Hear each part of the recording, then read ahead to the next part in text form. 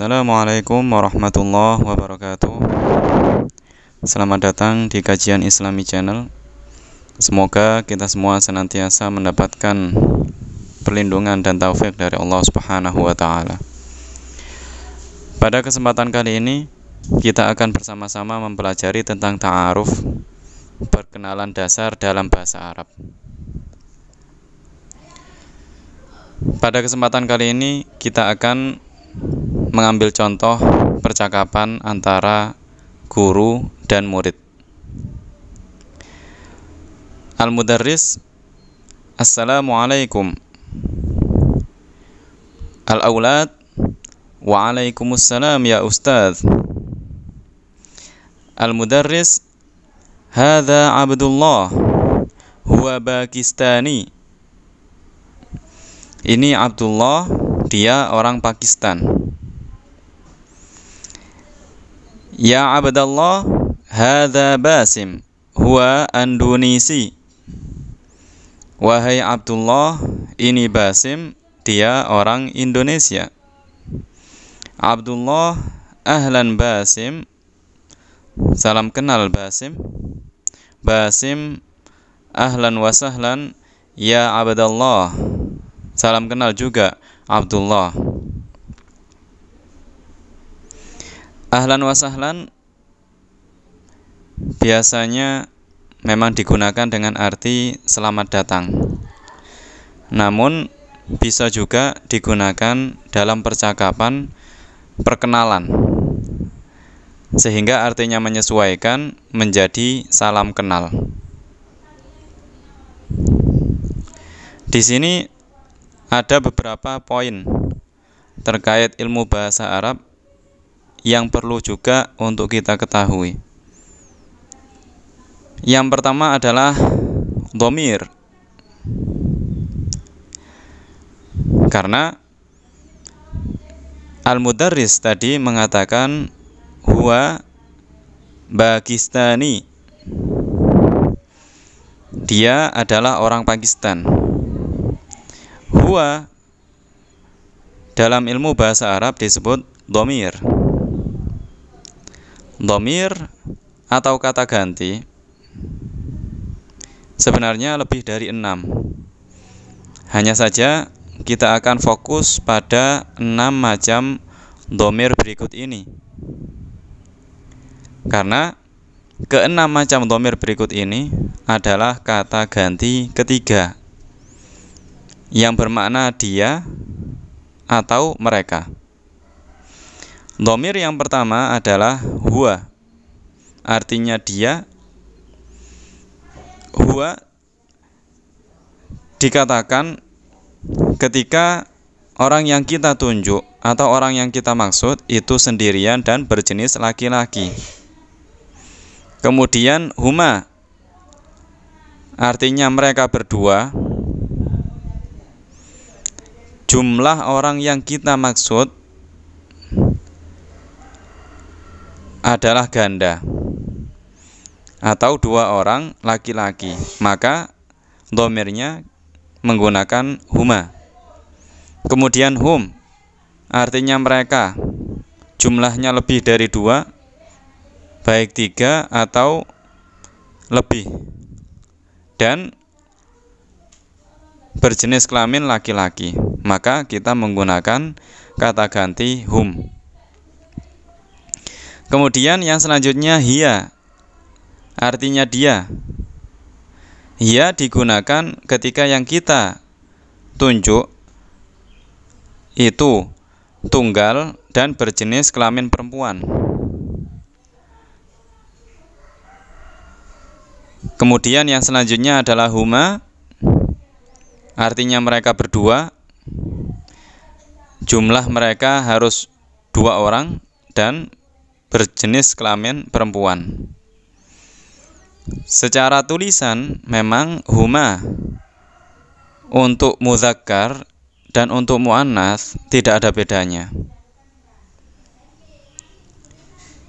Sehingga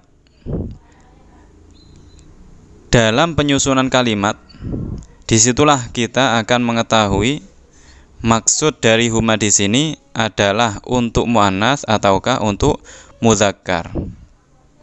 Kita ambil contoh misalkan Muhammad wa Ahmad huma talibani zakiyan.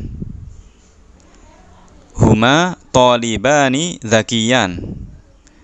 Karena dia berbicara tentang Muhammad dan Ahmad, kemudian menggunakan dhamir huma, maka otomatis huma yang dimaksud di sini adalah dhamir musanna mudzakkar.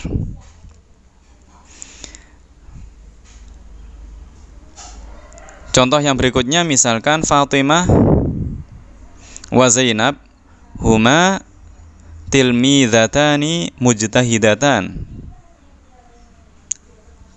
Karena yang disebut adalah Fatimah dan Zainab, maka huma di sini maksudnya adalah dhamir musanna muannas. Dhamir yang memberikan arti ganda kemudian ditunjukkan kepada perempuan. Kemudian yang keenam adalah hunna. Hunna artinya mereka, namun digunakan untuk jenis kelamin perempuan yang berjumlah lebih dari 2.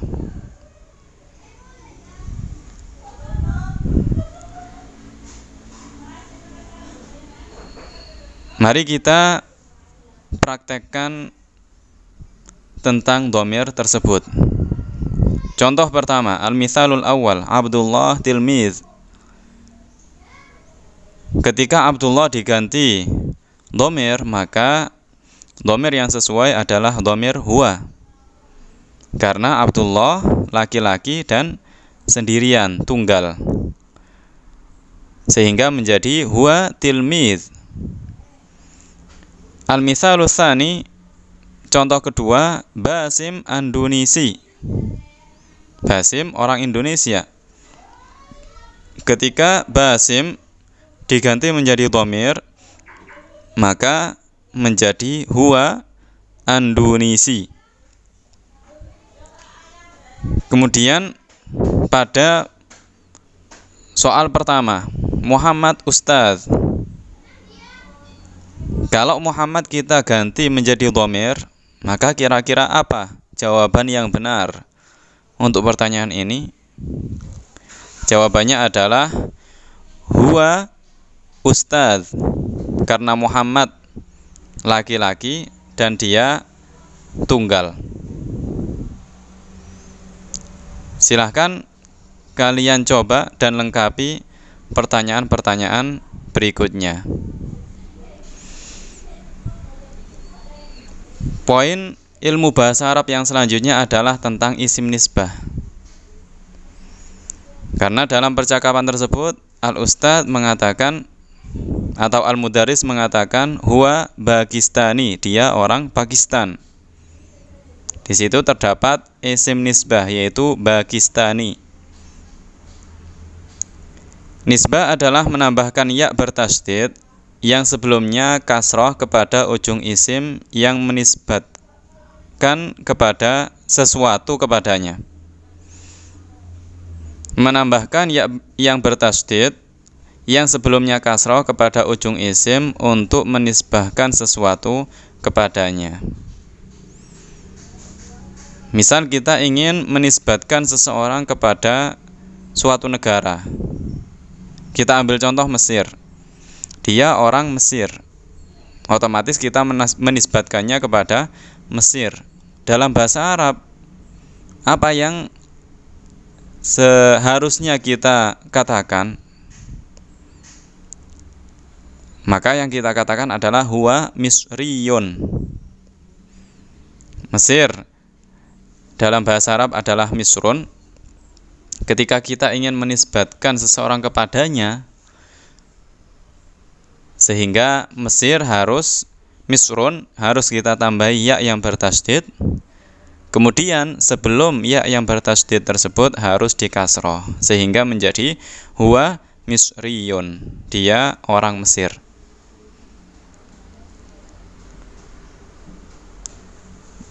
Bagaimana jika kita katakan huwa misrun?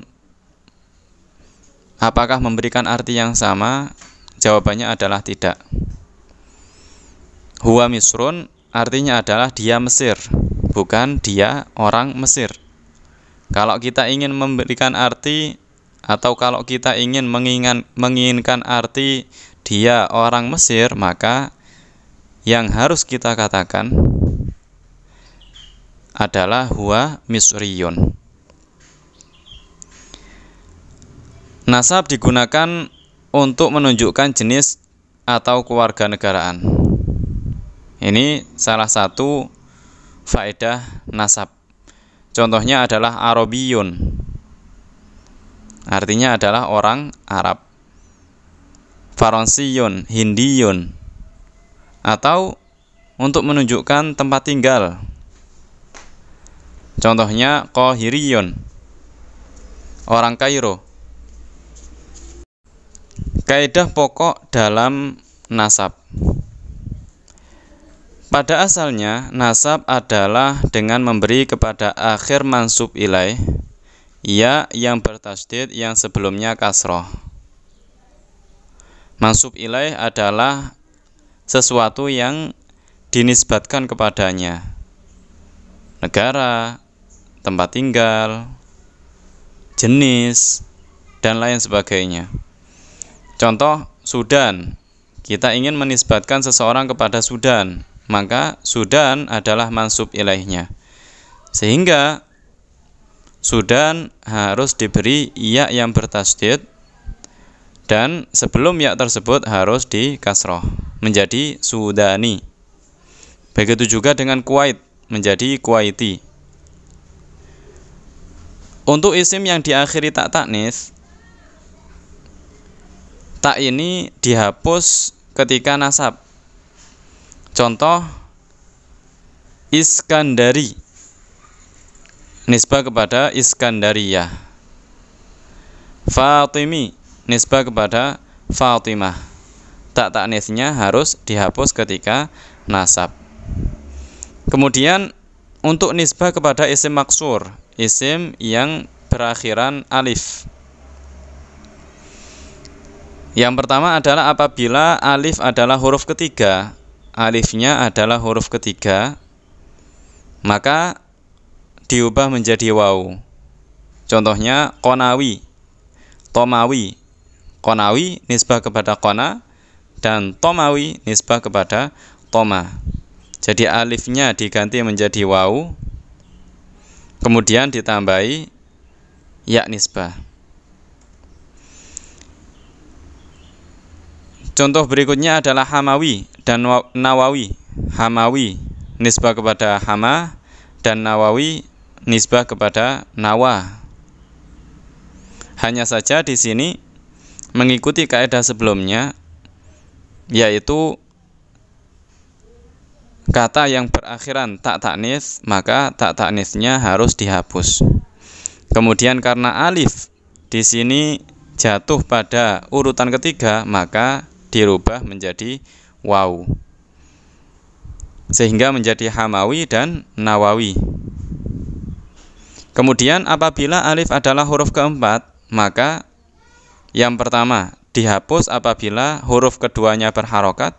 Contoh, Kanadi nisbah kepada negara Kanada, alifnya jatuh pada urutan keempat, maka alifnya dihapus karena huruf kedua berharokat. Kemudian alifnya boleh dihapus atau diubah menjadi waw, atau ditambahkan alif sebelum waw apabila huruf keduanya sukun. Tadi huruf keduanya berharokat, sekarang huruf keduanya sukun. Contoh, Tonti, Tontowi, dan Tontowi nisbah kepada Tonto, nama suatu daerah.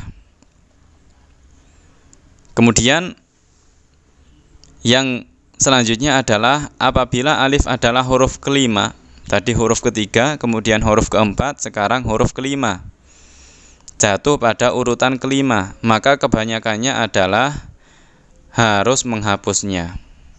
Contoh Faronsi, nisbah kepada Faronsa, tidak dirubah menjadi waw, akan tetapi langsung dihapus.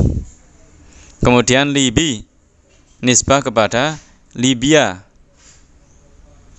alifnya dihapus, kemudian ya Libya juga dihapus supaya tidak terkumpul 3 huruf ya.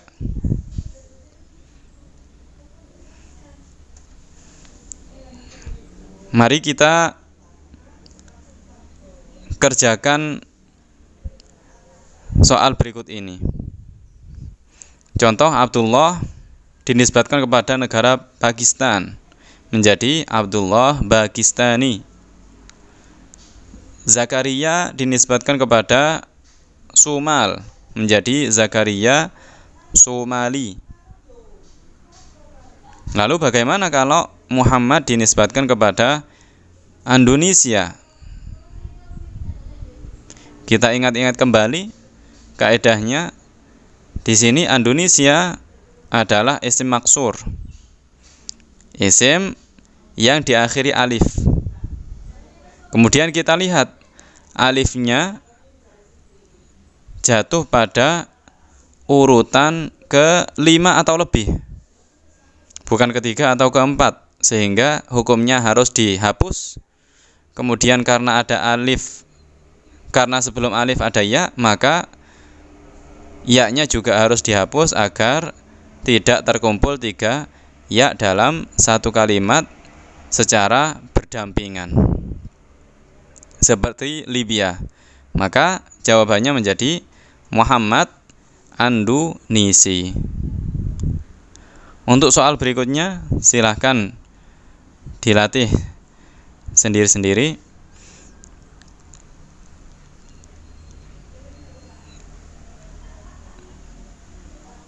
Sekian pelajaran bahasa Arab pada kesempatan kali ini. Semoga menjadi ilmu yang bermanfaat. Amin amin ya rabbal alamin.